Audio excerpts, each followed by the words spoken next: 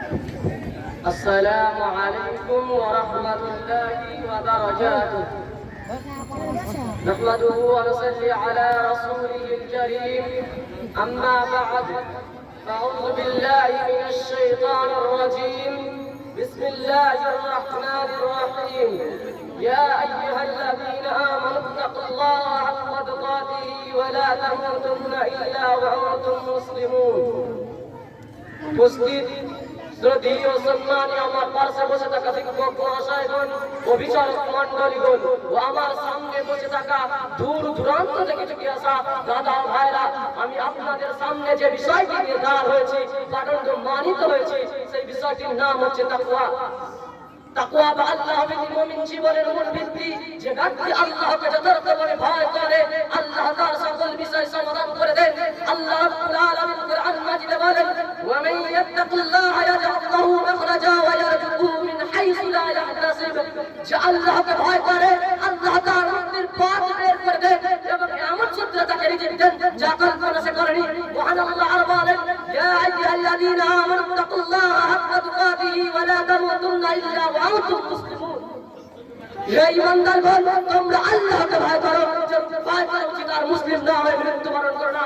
উপরোক্ত আয়াত সমূহ থেকে বোঝা যায় যে আল্লাহকে যথার্থভাবে ভয় করতে হবে, আর তাকেই যে ভয় করবে আল্লাহ তাকে ক্ষমা করে দিবেন, তার রিজিকের ব্যবস্থা করে দেবেন এবং তাকে মর্যাদা দান করবেন। যে আল্লাহকে ভয় করে, যে আল্লাহর কাছে অধিক সম্মানিত। আল্লাহ রাব্বুল আলামিন কুরআন কারীমের মধ্যে বলেন, ওয়ালিমান খাফা মাকামা রাব্বিহি জান্নাতান। আর যে ব্যক্তি তার প্রতিপালকের সামনে মানবে ভয় করে, তার জন্য রয়েছে দুটি জান্নাত। তাকওয়াশীলদেরকে আল্লাহ এবং তার রাসূল সাল্লাল্লাহু আলাইহি ওয়াসাল্লাম সবচেয়ে সম্মানিত মনে করেছেন। আল্লাহ রাব্বুল আলামিন কুরআন কারীমের মধ্যে বলেন, ইয়া আইয়ুহাল্লাযীনা আমানু ইন তাত্তাকুল্লাহা ইয়াজআল লাকুম ফুরকানা ওয়া ইয়াকাফির আনকুম সাইয়্যাতিকুম ওয়া ইয়াগফির লাকুম আল্লাহু যুল ফাজলিল আযীম। হে মানুষ সকল, আমি তোমাদেরকে একজন নারী, পুরুষ বা নারী হতে সৃষ্টি করেছি। তারপর আমি তোমাদেরকে বিভিন্ন জাতীয় গোষ্ঠীতে বিভক্ত করেছি যে তোমরা পরস্পরকে চিনতে পারো। নিশ্চয় আল্লাহর নিকট আমাদের মধ্যে সর্বাধিক সম্মানিত যে তোমাদের মধ্যে সবচেয়ে বেশি পরিষ্কার। নিশ্চয় যে আল্লাহর সব কিছু জানি এবং সব বিষয় অবহিত। এখানে আল্লাহ তাআলা পরেরকারী মানুষকেই সম্মানিত মানুষ বলে অভিহিত করেছেন। এই আয়াতে আপনি কথা বলেছেন যে বংশমর্যাদা সম্মানিত হওয়ার মাধ্যমে নয়, নারী বা পুরুষের জন্ম নিলে সম্মানিত হওয়ার মাধ্যমে নয়। মানুষ কেবল তাকওয়ার ভিত্তিতে ইহকাল ও পরকালে সম্মান লাভ করতে পারবেন। অত্র আয়াতে আল্লাহ তাআলা কুরআন কারীমের মধ্যে বলেন, ফাত্তাকুল্লাহা মাস্তাতা'তুম। তোমরা আল্লাহকে যথাযথ ভয় করো। এই আয়াত আল্লাহ মানুষকে তার সাধ্য অনুযায়ী পরহেজগারিতা অবলম্বন করার জন্য আদেশ দিয়েছেন। আল্লাহ রাব্বুল আলামিন অন্য আয়াতে বলেন, ইয়া আইয়ুহাল্লাযীনা আমানু তাকুল্লাহা ওয়া কুলু কাওলান সাদীদা। হে ঈমানদারগণ, তোমরা আল্লাহকে ভয় করো।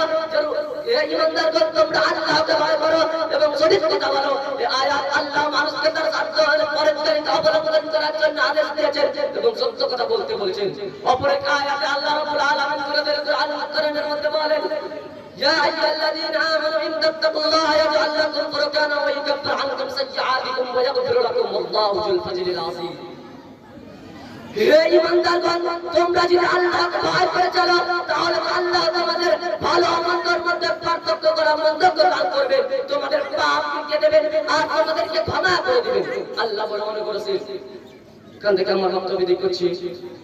সবশেষে আল্লাহর কাছে দোয়া করি যে আল্লাহ যেন আমাদেরকে তাকওয়া মানা এবং তাকওয়ার পথে চলা এবং তাকওয়া হাসিল করা এবং শিরক থেকে বেঁচে থাকার তৌফিক দান করেন। আমিন। ওয়া আখিরু দাওয়ানা আলহামদুলিল্লাহি রাব্বিল আলামিন। আসসালামু আলাইকুম। ওয়া আলাইকুম আসসালাম ওয়া রাহমাতুল্লাহ।